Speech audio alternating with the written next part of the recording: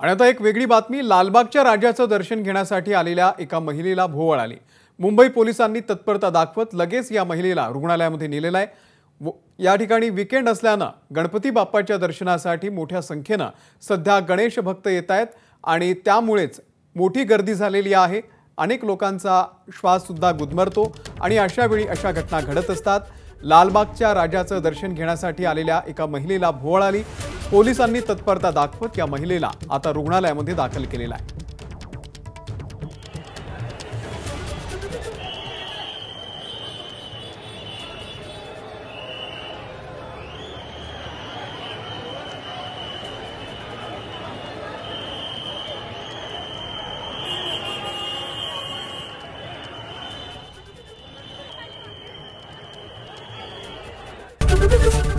ABP माझा, उघडा डोळे बघा नीट।